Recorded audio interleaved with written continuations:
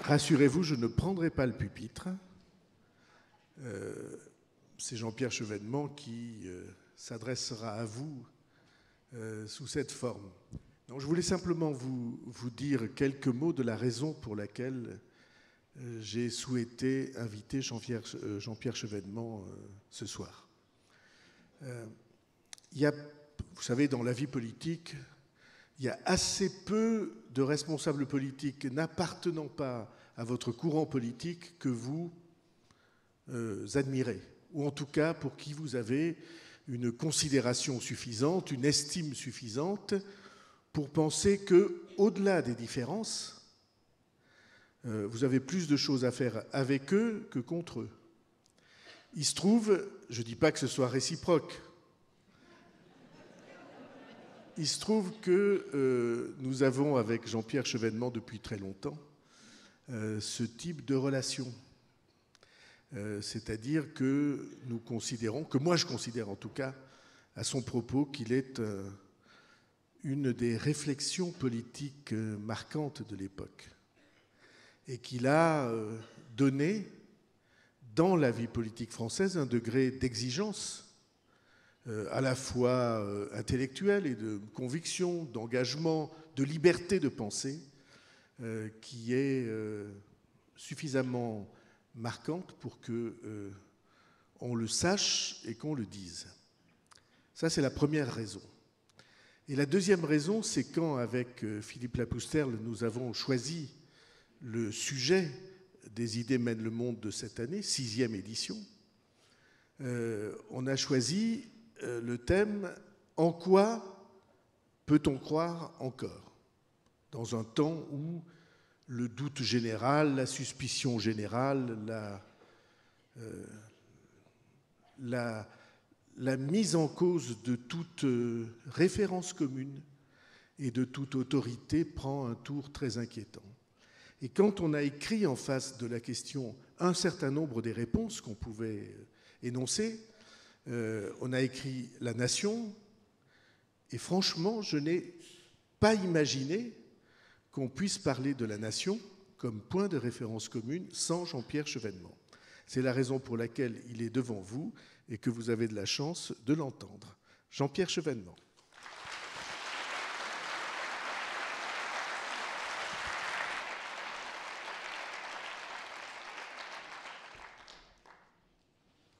Bien, merci, Monsieur le maire, merci François.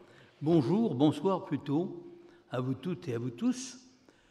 Quand François Bayrou m'a demandé au téléphone si je voulais intervenir sur le thème de la nation dans ces rencontres intitulées « Les idées mènent le monde », je n'ai pas hésité. Je connais François Bayrou depuis déjà longtemps, privilège de l'âge pour ce qui me concerne. Nous avons été candidats à l'élection présidentielle au même moment d'ailleurs, mais nous nous connaissions depuis plus longtemps et je l'ai toujours apprécié comme un homme libre, écoutant ses convictions et menant courageusement un combat quelquefois solitaire, mais qui en définitive s'est révélé payant. Je lisais l'intitulé de cet article. Je crois que la vie a un sens. C'est ce que nous dit François Bayrou. Et je n'ai pas pu m'empêcher de penser que j'avais été frappé moi-même par une phrase de Vercors, j'étais très jeune. Le sens de la vie, point d'interrogation, c'est de chercher un sens à la vie. Et je pense en effet que ce besoin de sens est profondément enraciné dans l'humanité. Vous m'avez demandé de parler de la nation. Alors, je vais faire un petit topo. Ça aurait pu se faire autrement. Il est 8h15, je vais vous parler un petit quart d'heure. Et puis ensuite, il y aura un débat avec la salle, pour moi difficile, parce que, étant donné les lumières, je ne vous vois pas. Ce qui est particulièrement pénible pour moi. Mais enfin, je vous imagine. Donc, je vais faire appel aux ressources de l'imagination. Quelques définitions d'abord, s'agissant de la nation. Et puis ensuite, je vous parlerai de la nation et de la démocratie. de l'Europe et des grands défis qui s'offrent à nous et que nous devons relever. D'abord, la nation. On dit beaucoup de bêtises. François Mitterrand a eu un jour cette expression, le nationalisme, c'est la guerre. Peut-être. Mais le nationalisme, ce n'est pas la nation. C'est une maladie de la nation. Et la nation, c'est d'abord pour moi le cadre privilégié de la démocratie et de la solidarité. C'est la brique de base de ce que Jaurès appelait l'internationalisme et que j'appellerais tout simplement l'ordre international. On parle de l'Organisation des Nations Unies. Parce qu'aujourd'hui, la plupart des peuples sont organisés en nations. Naturellement, ces nations sont assez différentes les unes des autres. Fernand Braudel, le grand historien que chacun connaît, les Annales, disait que l'identité d'une nation, c'était toute son histoire. Toute son histoire, non seulement jusqu'à aujourd'hui, mais pour l'avenir, et que cette identité devait rester ouverte, qu'il fallait se garder d'essentialiser les nations, les peuples. Mais qu'en même temps, la connaissance de l'histoire est une chose tout à fait fondamentale pour bien comprendre ce que nous sommes. D'abord, ne confondons pas les deux conceptions archétypiques de la nation, que sont d'une part la nation civique, comme on dit à la française depuis la Révolution de 1789, et puis d'autre part la conception ethno-culturelle, qu'on dit souvent à l'allemande, parce qu'effectivement l'Allemagne s'est définie contre la Révolution française, elle n'existait pas encore en tant que nation, et Fichte, notamment dans son discours à la nation allemande, met beaucoup l'accent sur le fait que l'Allemagne est un peuple originaire, que sa langue est une langue originaire, Ursprache, alors que le français est une langue non pas artificielle, mais une langue dérivée du latin. Par conséquent, il y a un fond plus authentique, selon Fichte, plus primitif d'une certaine manière, dans ce qu'est la nation allemande, qui va se réveiller progressivement. Je ne vais pas vous refaire un cours d'histoire, mais enfin, l'unité allemande prend forme en 1870-71 avec la guerre franco-prussienne. Et bien évidemment, la conception allemande porte plus la marque de la culture d'abord, puis progressivement d'une identité que je ne veux pas qualifier parce que, évidemment, ça va donner lieu aux dérives que vous connaissez jusqu'à Hitler, mais la conception allemande est une conception que je pourrais qualifier d'ethno-culturelle. Elle n'est pas la seule. Beaucoup de peuples se définissent de cette manière. Je me souviens avoir discuté avec les dirigeants du Baas irakien, il y a très longtemps, Dr Elias Farah, qui était le successeur de ceux qui avaient créé ce parti nationaliste arabe, et qui me disait que, naturellement, l'arabité était au fond de ce nationalisme, la langue arabe qui était aussi la langue du Coran, et lui qui était chrétien, il devait tenir compte du fait que le Coran était la langue du prophète. Donc il y a cette conception, mais je pourrais donner beaucoup d'autres exemples. L'idée d'une conception citoyenne a été vraiment portée par la Révolution française, puisque nous sommes français, quelle que soit notre race, notre religion, notre opinion philosophique. Il y a une définition assez abstraite, peut-être trop abstraite, de la nationalité, mais c'est la définition française. En réalité, bien évidemment, la France a existé avant 1789, et c'est même parce qu'elle existait que la Révolution française a été possible et que la République a pu être proclamée.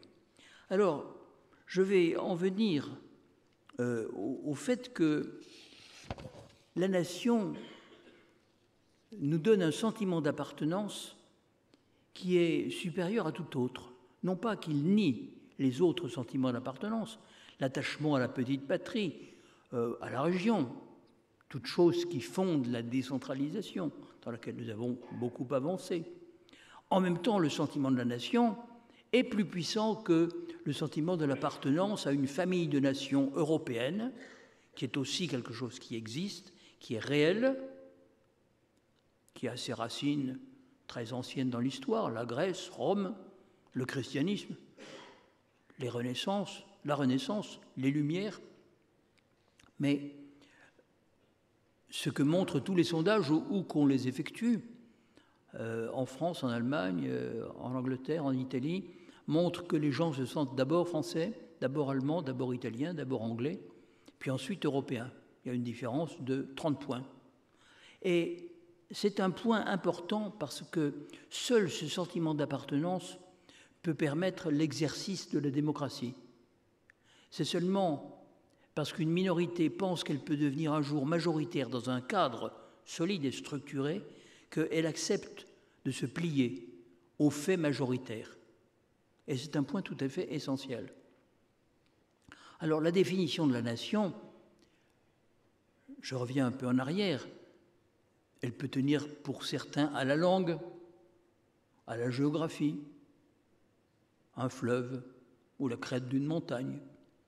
En réalité, selon Renan, qui prononça en 1889, si je me souviens bien, un discours à la Sorbonne sur la nation, celle-ci se définit avant tout par l'adhésion, le sentiment purement spirituel qu'on fait partie de cette nation, qu'on en partage les souvenirs et qu'on partage le projet qu'il apporte, le désir de la continuer, de construire ensemble un avenir.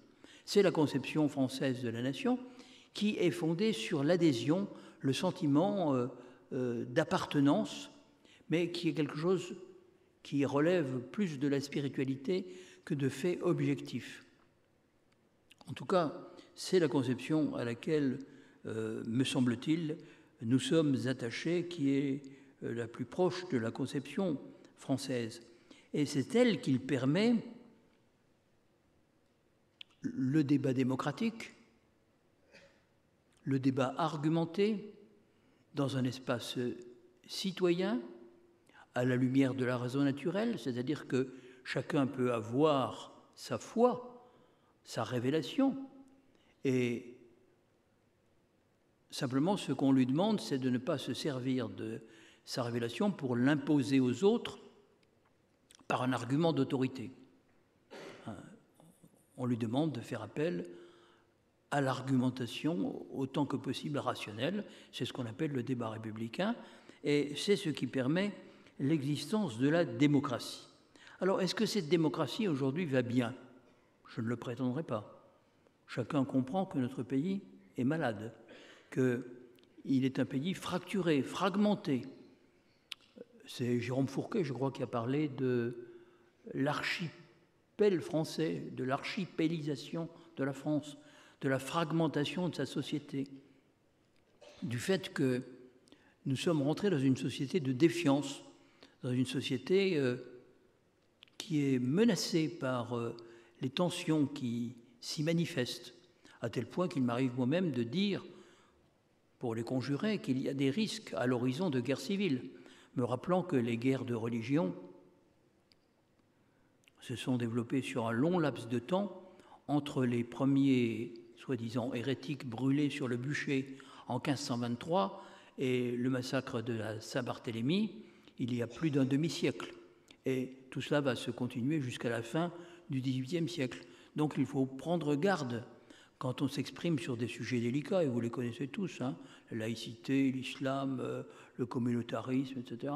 Il faut prendre garde à ne pas blesser, à essayer même de cicatriser autant que possible des plaies grandes ouvertes sur lesquelles certains s'acharnent à verser de l'acide.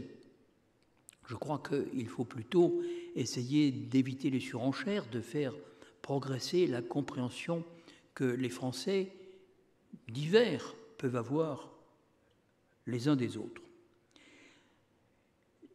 J'évoquais la nation comme cadre de la démocratie. Notre démocratie ne va pas bien.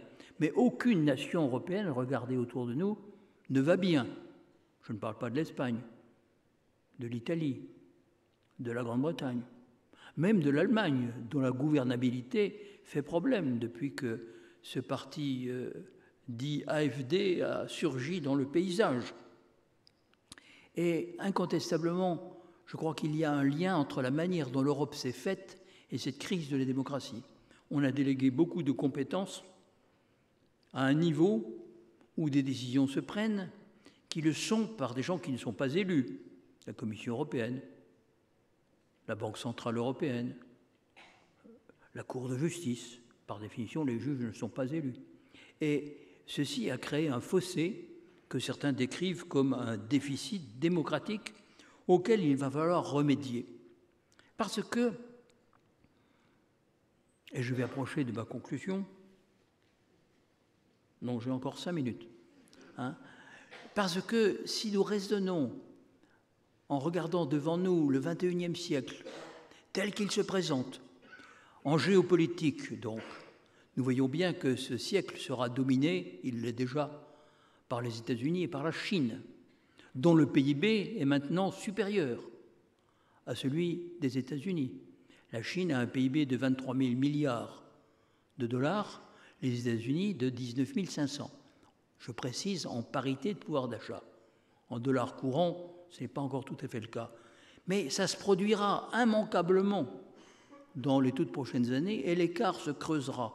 Parce qu'il y a d'un côté un pays de 1400 millions d'habitants, dont la croissance affaiblie mais reste quand même supérieure à 5%, et puis de l'autre, les États-Unis, de 300 et quelques millions d'habitants, dont la croissance est de 2,5% par an. Donc, ce qui va se passer au XXIe siècle est clair. Il y a une montée en puissance de l'Asie en général, mais de la Chine en particulier. Et puis, d'autre part, il y a l'Empire américain qui est sur la défensive, et on ne peut pas comprendre autrement M. Trump. Comment pouvons-nous exister entre ces deux empires? Et je ne les peux pas tout à fait sur le même plan, mais enfin, l'extraterritorialité du droit américain qui empêche nos entreprises de commercer avec l'Iran ou avec la Russie, est-ce que c'est vraiment quelque chose que nous aurions toléré il y a encore 10 ou 15 ans? L'Europe peut-elle être la réponse? Quelle Europe? Alors, essayons de la décrire. Il y a un auteur allemand, Wolfgang Streeck, qui parle d'un empire libéral hiérarchisé. C'est, à mes yeux, une bonne définition. C'est un empire libéral, mais il est hiérarchisé par le fait que plus on se rapproche du noyau, moins on a de pouvoir, moins on a de souveraineté, mais plus on participe aux décisions. Et évidemment, au cœur de ce noyau, il y a l'Allemagne, parce que l'Allemagne est devenue, le chancelier Kohl le disait déjà, il y a plus de 20 ans, elle est devenue le numéro 1, mais il ajoutait à l'usage de ses conseillers, il ne faut pas le dire. Alors, il est évident que non seulement la réunification, mais l'élargissement de l'Europe fait que l'Allemagne est aujourd'hui en position centrale. Alors, on parle du couple franco-allemand, mais en allemand, ça n'existe pas. C'est une expression qui n'existe qu'en France. Et la question qui se pose est de savoir si nous sommes sur la bonne direction pour affronter les défis de l'avenir. Quels sont-ils? D'abord, il y a la Chine, avec les routes de la soie et sa stratégie envahissante et son potentiel. Il y a les États-Unis, les méthodes qu'ils utilisent.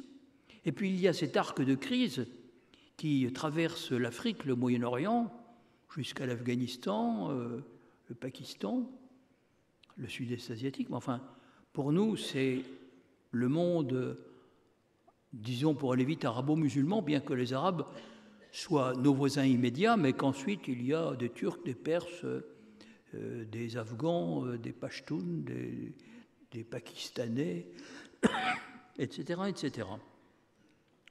Donc, l'Europe telle qu'elle existe, elle comprend quelque chose qu'il faut sauvegarder, qui est le marché unique. C'est une évidence aujourd'hui, compte tenu de ce qu'est la mondialisation économique. Mais un marché unique qu'il faudrait quand même essayer d'harmoniser, ne serait-ce que sur le plan de la fiscalité, puisqu'il s'est fait sans harmonisation préalable de la fiscalité sur l'épargne. Il faudrait harmoniser cette fiscalité, il faudrait aussi prévoir une préférence communautaire qui existait, je vous le rappelle, à l'origine du marché commun. Mais par rapport aux politiques de taxation qu'utilisent les États-Unis de M. Trump, il faut aussi être capable de se défendre. En sommes-nous capables? S'agissant de l'aspect stratégique, il a toujours été négligé puisque l'Europe s'est faite à partir d'une idée de marché, à partir de l'idée de concurrence, mais pas du tout en fonction d'une vision stratégique. De quel poids pesera-t-elle dans les relations internationales? Quid à propos de la politique extérieure, de la défense, des industries stratégiques, de la politique industrielle, de la recherche? Tout cela est passé sous le boisseau. Et si l'Europe a une pertinence, je crois que c'est dans la mesure où, au marché unique, nous serons capables de superposer des politiques de défense, des politiques scientifiques, industrielles, spatiales, bref, une capacité d'exister à part entière entre les États-Unis et la Chine. C'est fondamental. Alors, vous me direz, quelle est la solution pour faire émerger cette Europe? Est-ce que c'est uniquement dans la dimension France-Allemagne? Je pense que non. Je pense que l'Allemagne ne souhaite pas trop parler politique. Ça tient à son histoire, à sa culture. Et au fond, dès qu'on aborde, par exemple, la question de défense, quand Emmanuel Macron a dit que l'OTAN était en état de panne cérébrale, il y a eu une réaction extrêmement vive de la chancelière pour dire c'est tout à fait...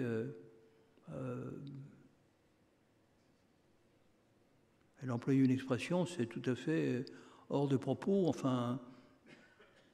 Il ne faut pas s'exprimer comme ça, c'était la réaction.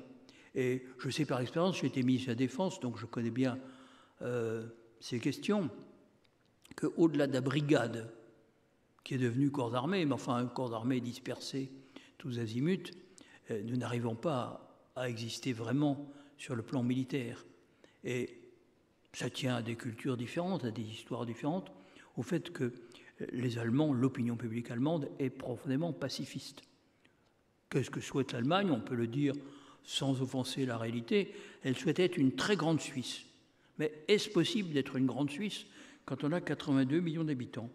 Alors ma réponse est que, bien entendu, il faut travailler avec l'Allemagne. Ce sont nos cousins germains. Hein. Depuis la division de l'Empire de Charlemagne, nous vivons côte à côte.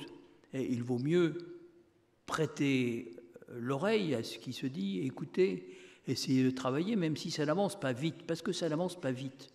Et je dirais l'invocation traditionnelle du couple franco-allemand est un peu quelque chose qui permet d'occulter la réalité, qui est une asymétrie croissante entre la France et l'Allemagne. Je ne développe pas, c'est l'évidence. Depuis la fin de la guerre froide, depuis la réunification allemande, depuis l'élargissement au centre de l'Europe, à l'est de l'Europe, vers les Balkans, l'Allemagne est en position centrale. Alors je pense que si nous voulons parler Europe, il faut parler de toute l'Europe, jusqu'à la Russie. Je dis jusqu'à la Russie parce que la Russie aussi est un peuple européen, dans la définition que je donnais tout à l'heure, puisque c'est un peuple chrétien, bien sûr. Elle l'est par la Grèce, par Byzance, elle ne l'est pas par Rome, mais néanmoins, ça crée des affinités extrêmement profondes.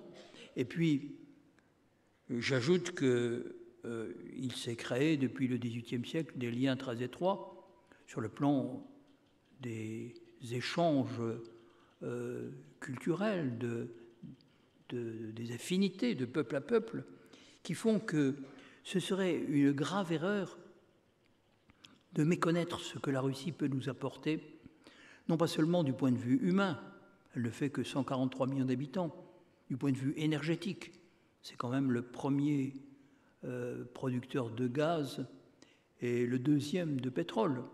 Mais il faut penser à ce que ça représente du point de vue de la civilisation, tout simplement, et de la nécessité de penser une grande entente continentale, parce que ce qui nous menace, ce n'est plus la Russie. Nous ne sommes plus à l'époque de la guerre froide. La Russie n'est pas l'URSS. Ce qui nous menace, c'est évidemment l'arc de crise qui se développe dans tout le monde arabo-musulman, avec son instabilité préoccupante, car on ne sait pas de quoi demain peut être fait dans la plupart des pays auxquels on pense spontanément. Et puis, nous ne connaissons que le début de cette affaire. Donc, nous devons nous battre sur une définition républicaine de la nation, une définition par conséquent ouverte, une définition qui n'implique pas de critères ethniques ou de critères religieux, mais qui est en même temps très stricte du point de vue des valeurs qu'elle porte, des règles qu'elle implique, le respect de la loi républicaine, le respect de nos principes fondamentaux, ceux qui sont au cœur de notre identité, c'est quelque chose qu'il faut absolument maintenir. Donc je vais terminer en disant que la nation, dans l'état actuel du monde et de l'Europe, la nation reste précieuse. Elle nous rappelle que nous avons une histoire. Quand se sont produits les attentats, les gens se sont regroupés autour de notre drapeau. Ils ont chanté la Marseillaise, ce n'est pas tout à fait par hasard, parce qu'ils savent bien que là est la protection. Néanmoins, qui dit nation ne dit pas fermeture, mais au contraire ouverture aux autres, et en particulier en Europe, à l'Allemagne, parce que c'est notre voisin, parce qu'on ne peut rien construire en Europe sans l'Allemagne, mais aussi à d'autres grands pays, la Grande-Bretagne, qu'il ne faut pas passer par pertes et profits à cause du Brexit, l'Italie, l'Espagne et beaucoup d'autres. Je ne suis partisan de me brouiller avec aucun peuple européen. Et il faut toujours s'exprimer avec beaucoup de précaution quand on parle de l'évolution de tel ou tel pays. Et pour moi, l'Europe, je le répète, va jusqu'à la Russie parce que seule une unité qui irait de Brest jusqu'à Vladivostok peut être pour nous un moyen de résister et de survivre dans le monde difficile qui vient. Je parle compte tenu de la dégradation de notre environnement géostratégique. Donc voilà, je conclus. La France ne doit pas disparaître. Il faut garder une vue mondiale des choses. Et il faut surtout être lucide sur ce qu'est l'Europe aujourd'hui, sur le temps qu'il nous faudra pour la construire. Ça peut durer très longtemps. Thierry de Montbrial a dit 200 ans pour en faire quelque chose qui ressemblerait à une nation. C'est possible. Mais en tout cas, ça dure longtemps. Et c'est pour cela qu'il ne faut pas jeter le bébé avec l'eau du bain et qu'il faut conserver la France.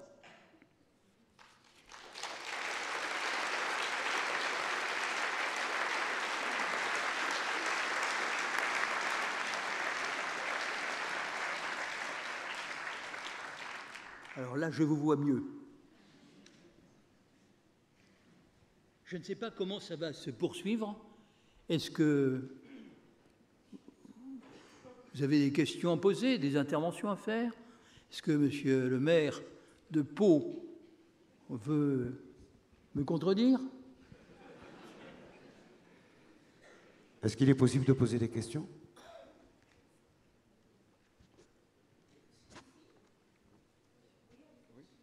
Monsieur Chevènement, je suis par là, à votre droite. Oui, sur ma gauche. Votre droite? Votre droite. Ah, ma droite. Ici, voilà. C'est pas la même chose. Claude Gabriel Ruche, je suis le président du comité Laïcité République Pyrénées. Et j'ai une question à vous poser relative à la laïcité, bien évidemment, et au partage que nous pourrions en faire avec nos voisins européens.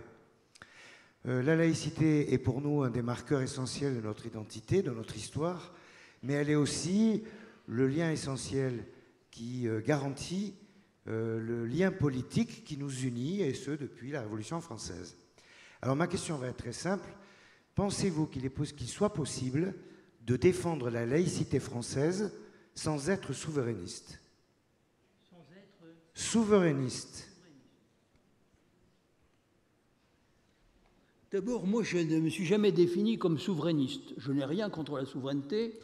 C'est le titre premier de la Constitution, mais je ne me suis jamais défini comme ça. Je me suis défini comme républicain, mais il y a très longtemps, avant que le sigle ait été emprunté par un parti politique. Je suis un républicain, naturellement laïque. Mes parents étaient instituteurs, et donc j'ai baigné dans cette atmosphère. bien que ma mère allait à la messe. Elle distribuait aussi les pétitions du CNAL contre la loi Debré. Enfin, le matin, elle allait à la messe. Ça n'empêchait pas l'un n'empêchait pas l'autre. Et c'est cette conception de la laïcité qui est la mienne. Je pense que ceux qui pensent que la laïcité, ça signifie l'agnosticisme ou l'athéisme, se trompent totalement. Je m'inscris en faux contre cette conception. La laïcité, c'est un principe de liberté. Il permet à chacun de croire ou de ne pas croire. Et naturellement, je pense que si on va au bout de l'idée que la laïcité définit un espace de citoyenneté, ça va de pair avec la souveraineté. Parce que la citoyenneté n'est pas possible si on n'est pas souverain, si on ne maîtrise pas ses affaires. Donc, bien sûr, la laïcité va de pair avec la souveraineté. Mais quand je dis la souveraineté, ce n'est pas une conception fermée. On peut déléguer des compétences à une condition, c'est qu'elles soient démocratiquement contrôlées. De ce point de vue-là, je pense que le Parlement européen n'est pas un bon organe de contrôle. Je regrette ce qu'il y avait avant, l'Assemblée de Strasbourg, ou alors des délégations qui pourraient être composées avec des parlementaires nationaux qui représentent la volonté populaire. En tout cas, depuis la fête de la Fédération, en 1790, on considère que l'Assemblée peut être représentative de la volonté générale. Ce que déniait Rousseau, vous le savez. Dans le contrat social, il pensait que seules les villes comme Genève pouvaient être gouvernées selon les principes qu'il définissait. Mais l'Assemblée constituante a déclaré qu'elle représentait le peuple français, le tiers-État, en tout cas l'a déclaré, et ensuite toutes les assemblées qui se sont succédées ont considéré qu'elle représentait le peuple français. Donc la démocratie représentative fonctionne parce que on fait confiance à son député ou à son sénateur, c'est plus difficile parce qu'il est élu au second degré, mais je dirais que ces élus ont une représentativité que malheureusement n'ont pas les députés européens. Les députés européens, personne ne les connaît. Le tribunal constitutionnel de Karlsruhe, qui est l'instance suprême en Allemagne, enfin l'équivalent du Conseil constitutionnel, même un peu plus, a déclaré que le Parlement européen n'était pas un Parlement. Dans un arrêt dit Lisbonne, le Parlement européen juxtapose la représentation de 27 États, ou de 28 États à l'époque, mais n'exprime pas une volonté générale parce qu'il y a tout simplement une trentaine de peuples européens. Et si on veut contrôler l'exercice des compétences que nous déléguons, il serait préférable d'avoir une instance composée de parlementaires nationaux qui auraient la confiance de leurs collègues, qui seraient naturellement choisis à la proportionnelle, et qui permettrait de contrôler la manière dont les choses se font. Quiconque sait comment ça se passe aujourd'hui sait que les parlements nationaux, malgré toutes les dispositions qu'on a pu adopter, n'exercent pas réellement ce contrôle. La Commission des affaires européennes de l'Assemblée nationale, c'est zéro. Il n'y a pas de contrôle. Il y a une masse colossale de décisions qui sont prises sur la base de directives dont la Commission européenne a le monopole de la proposition, qui sont ensuite entérinées par un Conseil européen qui se détermine selon la règle dite du consensus. Mais c'est un sociologue allemand, Ulrich Beck, qui a dit qu'en réalité, la règle du consensus, c'est la règle de la peur. C'est la peur de se distinguer. C'est l'idée qu'un pays qui voudrait dire « non, je ne suis pas d'accord », se mettrait au banc du Conseil européen, c'est-à-dire des principales puissances, l'Allemagne, la France, quelques autres. Donc en réalité, quand le président du Conseil européen demande s'il y a quelqu'un qui n'est pas d'accord, il est rare qu'une main se lève. En réalité, tout le monde est d'accord. Est-ce que c'est un bon exemple de fonctionnement de la démocratie ? Honnêtement, je ne le crois pas. Il faut faire vraiment l'effort de penser la manière dont un contrôle démocratique peut s'exercer sur les compétences que nous déléguons. Et d'ailleurs, nous n'avons pas besoin de déléguer toutes les compétences. Certains évoquent constamment la règle de la subsidiarité. Déléguons ce qui est absolument nécessaire de déléguer. Mais il y a des choses qu'on n'a pas besoin de déléguer. On peut rester Voilà. Alors, je ne vais pas vous en dire beaucoup plus sur l'avenir de l'Europe. Moi, je pense que c'est à l'intérieur même de l'Europe qu'il faudra imaginer un traité, mais dans le traité, avec les gens qui voudront, à géométrie variable, pour faire ce qu'il est nécessaire de faire pour remplir les fonctions stratégiques que j'évoquais tout à l'heure.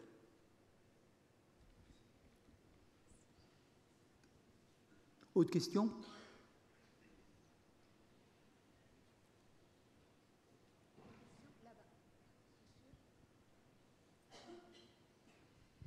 Monsieur le ministre, je vous remercie pour votre intervention. Je voudrais vous poser la question de la représentativité. Où êtes-vous ? Je suis tout debout, vers votre gauche, centre-gauche, si vous voulez, quoique ce ne soit pas vraiment mes convictions politiques. Mais nous sommes actuellement dans la crise des élites et dans un défaut de représentativité. Je prends pour exemple l'affaire des bonnets rouges en Bretagne. Je prends les gilets jaunes, qui sont des mouvements spontanés qui se sont développés sans avoir de représentants, donc sans avoir d'interprètes ni d'interlocuteurs. Nos députés sont, pour le moins, plus ou moins brocardés et moins reconnus. Et nous sommes en France devant ce déficit de représentativité. Est-ce que vous voyez une solution à ce problème ? Bon, vous insistez à juste titre sur la crise de la démocratie représentative. Je pense que c'est un sujet sur lequel il faudrait se concentrer. La crise des gilets jaunes n'est qu'un symptôme. C'est un symptôme des fractures qui se sont créées dans la société française depuis au moins 30 ans. Fractures économiques, on s'est habitué à un chômage supérieur à 3 millions. Et je me rappelle encore Martine Aubry en 1993, en février 1993, annonçant à la télévision que la crête des 3 millions avait été franchie. Et je me rappelais en même temps les déclarations de Pierre Mauroy expliquant qu'il se battait sur la crête des 2 millions. C'était 10 ans avant, en 1982. Donc on s'est habitué à un chômage de masse qui va bien au-delà des chiffres que je viens de dire. Et par conséquent, il y a une certaine hantise de l'avenir, le sentiment que les jeunes n'auront plus les facilités que nous avons eues pour trouver un emploi et pour progresser dans la vie. Il y a donc une fracture économique qui se traduit depuis 30 ou 40 ans par le fait que nous avons perdu la moitié de nos emplois industriels, qu'on laisse partir nos entreprises, du fait des choix qui ont été faits, parce que les choix qui ont été faits, c'est le choix de la mondialisation, de l'ouverture, au prétexte de l'Europe d'ailleurs, marché unique, dérégulation générale, dérégulation à tout point de vue, échange de biens, de services, de capitaux, de personnes. Et je pense que ces choix qui n'étaient assortis d'aucune clause restrictive et d'aucune capacité d'intervention, par exemple en matière de politique industrielle, il n'était plus possible de maintenir un plan textile ou un plan machine-outil. Et l'idée d'une politique industrielle européenne a toujours resté dans les limbes. Donc, ces fractures se sont creusées, économiques, sociales, générationnelles, territoriales. Et les lois votées sous le dernier quinquennat ont été, à mes yeux, désastreuses. D'un côté, les métropoles, les grandes régions. Alors, vous êtes en Nouvelle-Aquitaine, ça va jusqu'à Guéret, même un peu plus loin, Châtellerault. Franchement, c'est les élus qui veulent parcourir cette grande région, il faut qu'ils aient beaucoup de courage, qu'ils aient de bons chauffeurs. Est-ce que je peux prendre l'exemple de l'intercommunalité ? Vous la vivez. Moi, j'avais promu une formule de coopérative de communes, plus souple, où il n'y avait pas des communautés de communes de 50 et plus communes.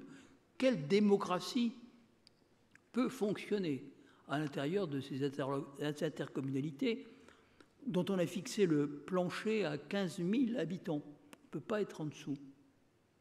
Alors évidemment, ça fait des intercommunalités où le pouvoir est exercé en réalité par les chefs de service, les directeurs généraux, les ingénieurs, et plus par les élus. Alors tout cela crée la défiance, l'éloignement des centres de décision. le défaut de proximité, et puis les injustices, les inégalités qui se creusent. On pouvait faire des mises en garde, ça ne servait à rien. Moi, excusez-moi de le rappeler, j'ai démissionné en 83 parce que j'ai vu que, du point de vue de notre industrie, nous allions au massacre, parce qu'on s'accrochait à une monnaie trop forte, parce qu'on abandonnait le principe même de politique industrielle. Et aujourd'hui, il n'y a plus de ministre de l'Industrie. Je vois que notre président va parler aux salariés de Whirlpool. Qu'est-ce qu'il va leur dire? Ministre de l'Industrie, ça n'existe plus. C'est M. Madeleine qui l'a détruit dans les faits, et M. Strauss-Kahn qui a absorbé dans le ministère de l'Économie ce qui restait du ministère de l'Industrie. De mon temps, si je puis dire, il y avait des équipes d'ingénieurs, il y avait une douzaine de directions. Dès qu'il y avait un problème, on avait des gens compétents qui pouvaient identifier les difficultés et trouver des solutions, parce qu'on avait aussi des leviers. On a renoncé à tout ça. Alors sur le moment, c'était considéré comme tout à fait excessif de dire que c'était une mauvaise voie qui s'ouvrait, mais avec le temps qui passe, on voit les résultats. Eh bien, les résultats, c'est cette société fracturée, cette société de défiance, cette société qu'il va falloir recoudre, réparer. Comment maintenant? Alors, si on ne peut pas le faire en faisant la même politique, il faut inventer autre chose. J'ai déjà été trop long. Alors, je proposerais déjà de recréer un ministère de l'Industrie. Mais je serais taxé de bureaucrate. Et de redonner, soit au niveau national, soit au niveau européen, des outils pour mettre en œuvre des politiques industrielles qui nous permettent de tenir la route. Par exemple, la Banque centrale européenne donne de l'argent aux banques à un taux qui est le taux zéro. Mais on peut renflouer les banques, ça ne se répercute pas dans l'économie. Il faudrait que cet argent aille, par exemple, à la Banque européenne d'investissement ou à la banque, comment on l'appelle, la BPMI, je connais son patron, enfin une banque qui embraye directement sur les structures productives. Parce que c'est sur la production qu'il faut agir. Si on veut remédier aux fractures de la société française, il faut remuscler notre tissu productif. La France a un réel problème de compétitivité. Nous avons un déficit extérieur, personne n'en parle jamais, de 76 milliards d'euros. C'est énorme. En 1982-83, il était 4 à 5 fois inférieur. Mais nous sommes habitués à vivre avec un énorme déficit sous prétexte que c'est indolore puisqu'il y a la monnaie unique. Mais dans la réalité, les actifs nets de la France ne cessent de baisser, puisque nous avons un déficit tel que nous devons débourser chaque année 76 milliards. Alors bien sûr, il y a des dividendes qui rentrent, parce que nous avons des multinationales qui ont exporté leurs capitaux à l'étranger. Donc il y a des dividendes qui rentrent, mais ils ne rentrent pas toujours, ces dividendes, puisque les propriétaires de ces grandes entreprises françaises sont souvent des Américains, des Européens, des Japonais, etc. Par conséquent, il y a un déséquilibre que nous avons laissé se créer dans l'ignorance la plus totale de nos concitoyens, mais qu'il va falloir remonter. Donc, je crois qu'il faut aussi dire les choses. Il y a un énorme travail à faire si on veut remonter la pente. Autre question? Oui. Monsieur Chevènement, je suis en haut, vers votre gauche, à l'étage. En haut. Je suis très loin de vous. Je vous vois. Voilà, je vous remercie. Votre intervention portait au départ sur la nation. J'aurais aimé connaître votre avis sur des nationalismes aussi divers que le nationalisme écossais, catalan et même plus peut-être dangereux, est-allemand. Donc, question sur le nationalisme écossais, catalan ou est-allemand. Ouest-allemand? Est-allemand. Oui. Oui. Écoutez, les traités européens ont été signés par des États. Ces États sont de vieilles nations, les plus vieilles qui existent sur notre continent, en particulier la Grande-Bretagne, enfin elle s'appelait l'Angleterre, et puis l'Espagne. Alors, ces États ont leur histoire. C'est vrai que la Grande-Bretagne, c'est aussi le Royaume-Uni, c'est-à-dire l'union qui s'est faite, je crois, au XVIe siècle, enfin plus tard, début du XVIIIe, entre l'Angleterre, l'Écosse, puis ensuite, bien entendu, l'Irlande. L'Espagne, c'est un processus encore plus particulier. L'Espagne se définit comme une nation de nations et elle n'a jamais été un État unitaire comme la France. Donc aujourd'hui, ces fractures que j'évoquais pour la France, qui traversent notre pays, qui séparent par exemple les métropoles des espaces urbains, que ce soit les banlieues ou périurbains, les espaces dits périphériques ou les zones rurales en voie de désertification, ces fractures, elles traversent aussi des pays comme la Grande-Bretagne, l'Espagne. La Catalogne est évidemment, je ne sais pas comment on dit, un État. Ce n'est pas un État, c'est une région très riche, peut-être la plus riche avec le Pays basque, en Espagne. Et quand il y a des riches et des pauvres, bien, les riches veulent se séparer des pauvres. C'est ce qui est arrivé en Yougoslavie, avec la Croatie et la Slovénie. Et le même phénomène s'observe en Espagne. Est-ce que nous devons cautionner ce mouvement qui aboutit au démembrement d'un vieux pays avec lequel nous étions heureux d'avoir renoué des liens de proximité? Moi, je ne le crois pas. Bon, l'Écosse a le pétrole. Bon, ça explique quand même aussi beaucoup de choses. Je ne pense pas qu'il faille aller dans le voie du démantèlement de ces vieilles nations. Quant à ce qui se passe en Allemagne de l'Est, je ne pense pas que ce soit un nationalisme est-allemand. L'AfD est malheureusement présente aussi en Allemagne de l'Ouest, dans les Länder en difficulté, par exemple en Rhénanie-Westphalie. Mais elle est plus présente à l'est de l'Allemagne parce que, il faut le dire, l'ouest de l'Allemagne a absorbé l'est de l'Allemagne en 1990 et dans les années suivantes, avec la parité monétaire entre un Ostmark, un marque de l'Est, et un marque de l'Ouest. Alors qu'en réalité, d'un point de vue économique, c'était aberrant. Ça aurait dû être une parité à un demi-marque de l'Est pour un marque de l'Ouest. Mais le chancelier Kohl a jugé politiquement que pour réaliser la réunification, il fallait offrir à l'Est un marque qui permette à tous les gens qu'on allait mettre à la retraite ou qu'on allait mettre au chômage de toucher des pensions substantielles. C'est ce qui s'est passé. Et en même temps, la Treuhandanstalt, c'est-à-dire l'organisme qui a été chargé de racheter les entreprises, avec les capitaux ouest-allemands, a effectivement permis une restructuration en profondeur de toute l'économie est-allemande. C'est-à-dire que ces Länder de l'Allemagne de l'Est, qui étaient des Länder productifs, et où il y avait une population qui a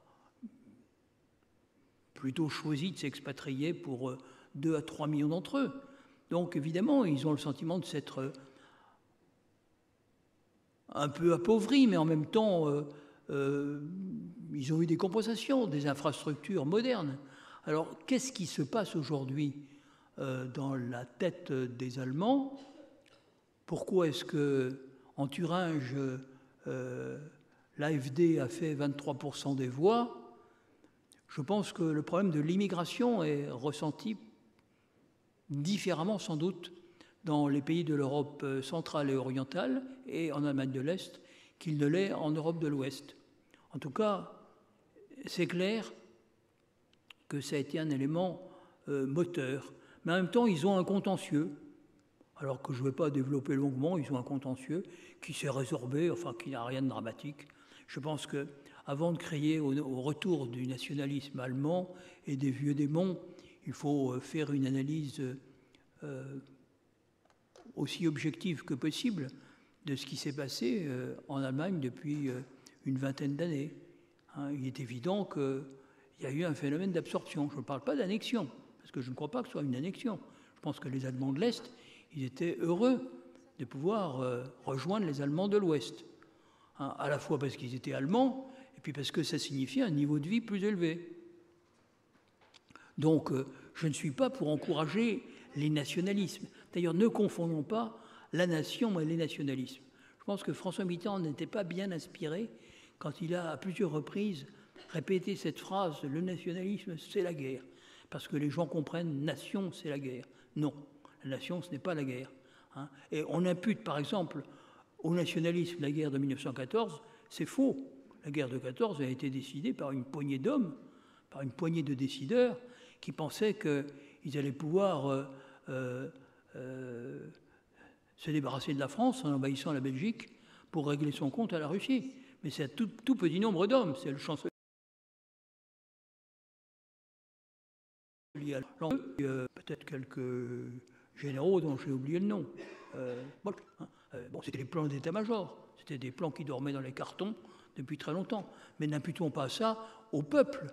Hein. Les peuples ne sont pas rués les uns contre les autres. Simplement, ils ont reçu... Les gens ont reçu des fascicules de mobilisation, les jeunes hommes. Ils ont reçu des fascicules et puis ils ont obéi. Ils ont fait leur service militaire. Ils sont allés au front. Hein. Mais les vrais décideurs, c'était ceux qu'on a oubliés et dont on ne parle pas. Alors, n'imputons pas toujours aux nations des responsabilités qui ne sont pas les leurs. Hein. Le nationalisme, combattons-les, parce que c'est une maladie de la nation. Quelqu'un l'a défini comme la haine des autres, par opposition au patriotisme, qui est l'amour des siens. Mais si on a ça présent à l'esprit, il faut aussi tempérer le nationalisme d'un certain nombre de pays émergents qui, naturellement, ont une revanche à prendre sur l'histoire, parce qu'ils ont été colonisés, humiliés. Mais en même temps, il ne faut pas passer d'un extrême à l'autre.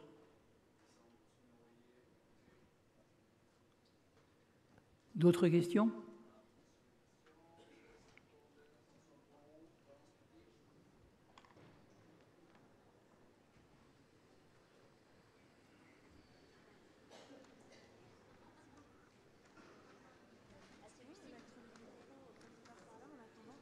Alors j'ai vu une main qui se levait là. Je les mets là. Je les mets là. On ne peut pas vous donner un micro.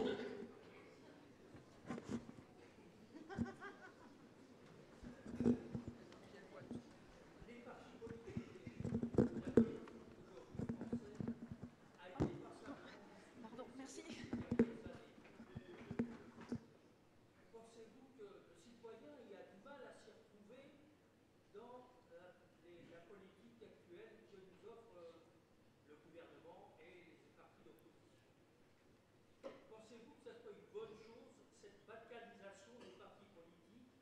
Devons-nous plutôt retourner vers ce qu'on a connu autour des années 50-70, avec des partis politiques très structurés et qui savent exactement donner une politique que l'on comprenne bien ces partis politiques, ce qu'ils veulent, où ils veulent aller.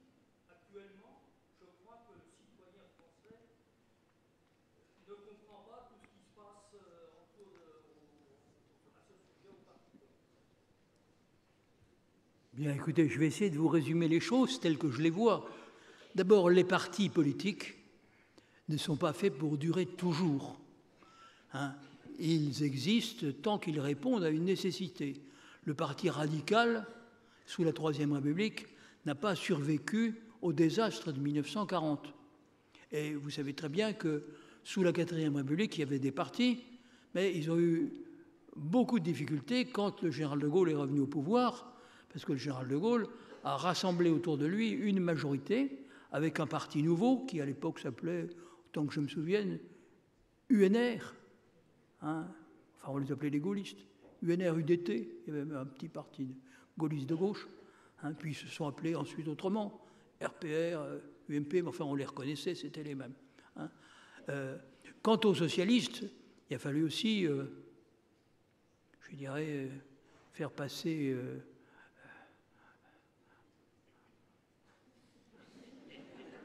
je cherche un mot qui ne serait pas offensant. Enfin, il a fallu le refonder à un moment. Et il a fallu le refonder sur une ligne politique qui avait de l'avenir. C'était l'union de la gauche. Enfin, on pouvait concevoir cet avenir de différentes manières. Mais je peux vous le dire, j'y étais, c'était le congrès d'Épinay. Et des dizaines de milliers de militants ont adhéré.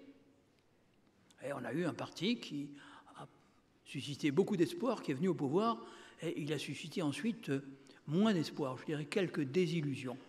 Alors, il y a un phénomène que vous avez certainement observé, c'est que les gaullistes se sont détournés du général de Gaulle. On peut dire qu'avec Chirac, déjà, on n'était plus tellement... Enfin, déjà, avant, il y a eu Pompidou, bien sûr, était encore gaulliste, Chaban-Delmas, puis on s'est éloigné quand même de plus en plus pour la droite. Et puis, à gauche, les socialistes qui avaient suscité dans l'espoir ont suscité quand même beaucoup de désillusions. À chaque élection, on votait contre le sortant et pour l'autre. Alors, c'était très structuré. Mais les Français ont fini par se lasser de cet effet essuie-glace. Hein. En 93, ils bottaient les fesses du Parti socialiste. Hein. En 97, ils bottaient les fesses d'Alain Juppé et de Jacques Chirac. En 2002, il s'est passé quelque chose qui relève du grain de sable. Hein. Mais disons que Chirac, au deuxième tour, contre Le Pen, a été évidemment brillamment réélu. Le Parti socialiste n'était pas remis de ces difficultés, ce qui fait que c'est Sarkozy qui a été élu président de la République, mais il a lassé lui aussi. Et les socialistes, bien que assez discrédités, sont quand même revenus avec François Hollande, avec, je crois, 600 000 voix d'avance, pas beaucoup. Et à ce moment-là, s'est interrompu ce système de balancier qui ne satisfaisait plus nos concitoyens, qui s'abstenaient de plus en plus. Quand vous regardez le chiffre des abstentions, il est déjà colossal. En 2002, il y a quelque chose comme 13 millions d'abstentions. Mais il va encore augmenter. Abstention, vote nul, vote aux extrêmes, vote pour les partis alternatifs. Donc, à la fin, il est arrivé, ce que j'avais prévu, c'est que le système a turbulé. C'est l'expression que j'avais employée. Il a turbulé et Emmanuel Macron a été élu président de la République. Maintenant, il faut qu'il montre que c'est pour faire une autre politique. Sur le moment, on ne s'en était pas vraiment aperçu.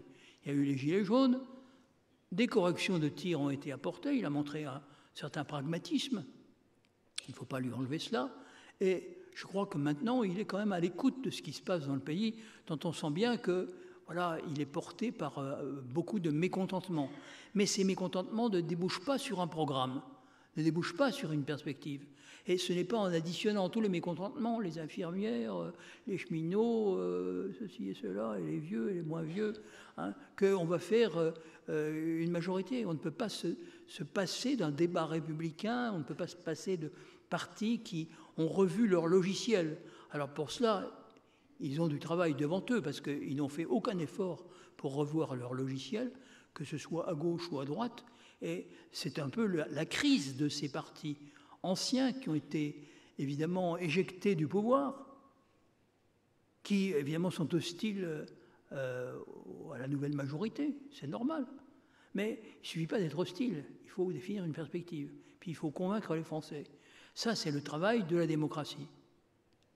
Donc j'espère vous avoir expliqué pourquoi nous sommes dans un entre-deux, avec des gens que vous ne connaissez peut-être pas, il faudra faire connaissance, puis vous allez avoir des élections.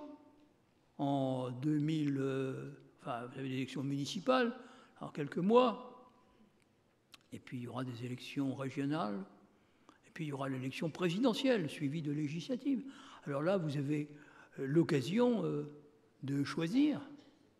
Hein, vous savez très bien comment ça se présente. Hein.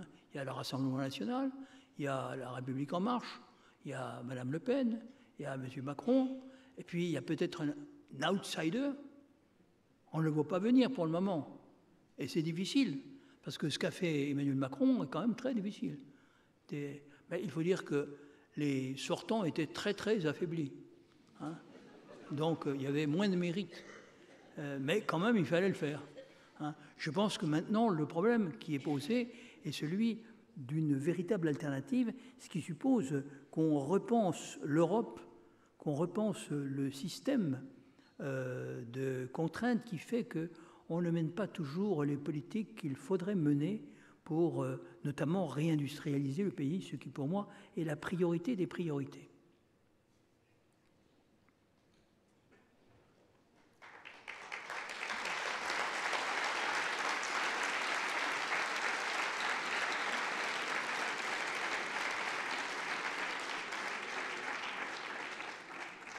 Bien, merci. Alors, je vais conclure.